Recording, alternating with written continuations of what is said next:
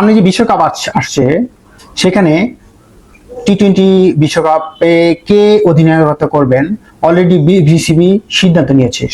আপনারা জানেন যে লিটন দাস বিশ্বকাপে ক্যাপ্টেন্সি করা এবং মেহেদী হাসান মিরাজকে সামনের যে টি-20 বিশ্বকাপ দল থেকে বাদ দেওয়ার সম্ভাব্য কারণগুলো ক্রিকেট বোদ্ধাদের যে বিশ্লেষণ এবং সাম্প্রতিক পারফরম্যান্স বিবেচনায় করা হয়েছে।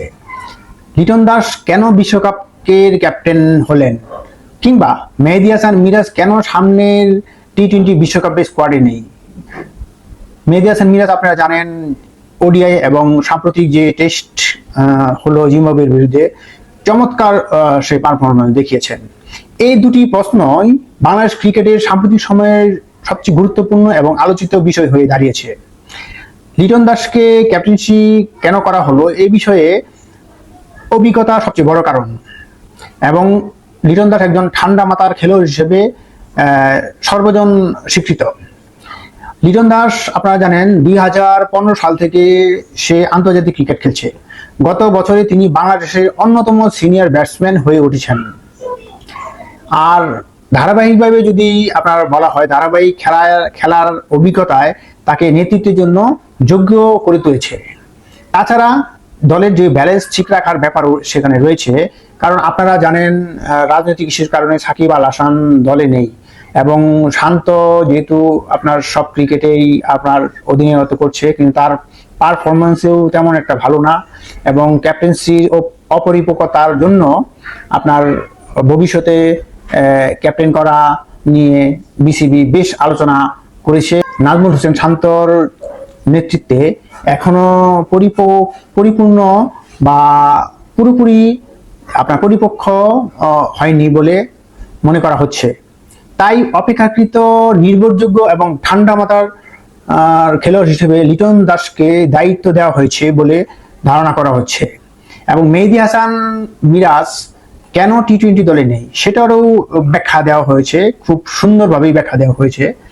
তো আপনারা জানেন মিরাজ একজন ভালো মানের অলরাউন্ডার, এবং টি-20 ফরম্যাটে তার স্ট্রাইক রেট এবং বোলিং ইকোনমিক নিয়ে প্রশ্ন রয়েছে।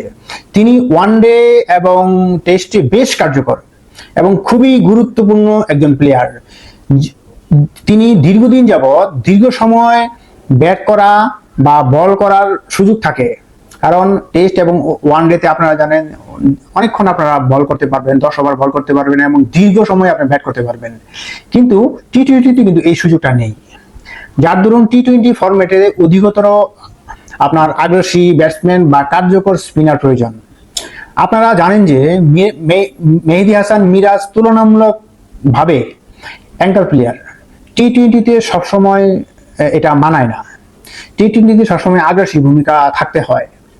সাম্প্রতিক পারফরমেন্স এবং স্কোয়াড কম্বিনেশন যদি বিবেচনা করেন তাহলে টি-20তে সাম্প্রতিক পারফরমেন্স বিবেচনায় অনেক তরুণ স্পিনার বাংলাদেশের ক্রিকেটে রয়েছে, যেমন রিশাদ হোসেন, তানভীর ইসলাম এবং মাহাদী হাসান।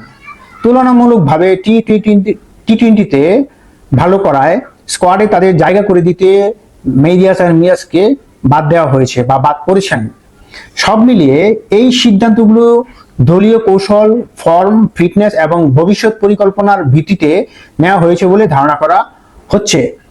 তবে লিটন কুমার দাসকে টি-20 ওয়ার্ল্ড কাপে তাকে অধিনায়কত্ব করা হয়েছে কেন, এটা অনেকেই অলরেডি বোধগম্য হয়েছে। কারণ টি-20 ওয়ার্ল্ড কাপে মেহেদী হাসান মিরাজকে নেওয়া হয় নাই, কারণ সে টি-20তে তেমন একটা পারফর্ম দেখাতে পারে নাই, বা তার চেয়ে বেটার অলরাউন্ডার রয়েছে, যেমন রিশাদ রয়েছেন, তাছাড়াও আপনার তানভীর ইসলাম রয়েছেন বা মাহাদী হাসান রয়েছেন, যেটাকে মাহাদী হাসানকে আপনার সহকারী আপনার অধিনায়ক করা হতে পারে বলে ধারণা করা হচ্ছে।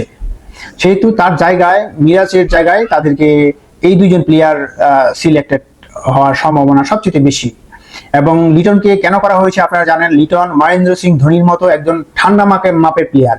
যদিও লিটনের আহামরি কোনো আপনার পারফরমেন্স নেই, কিন্তু বিগত যে বছরগুলোতে লিটন দাসের যে ক্যাপ্টেন্সি সবার প্রশংসা করিয়েছেন, এবং সে ক্যাপ্টেন্সির দিক দিয়ে এখন পর্যন্ত সে ঠান্ডা মাথার খেলোয়াড়, এবং তার যে উইনিং কম্বিনেশন এবং তার যে চিন্তা ভাবনা, সব দিক মিলিয়ে তাকে ক্রিকেটে আপনার বিশ্বকাপে, সামনের বিশ্বকাপে, টি-20 বিশ্বকাপে তাকে অধিনায়িত্ব করা হয়েছে। এবং আশা করা যায় সামনে যে টি-20 বিশ্বকাপ, কারণ বাংলাদেশের এখন যে অবস্থা, খুবই করুণ অবস্থা চলছে বাংলাদেশ ক্রিকেটে, আশা করি লিটন দাসের নেতৃত্বে সামনে ভালো করার সম্ভাবনা রয়েছে বলে ক্রিকেট বিশ্লেষকরা মনে করছেন।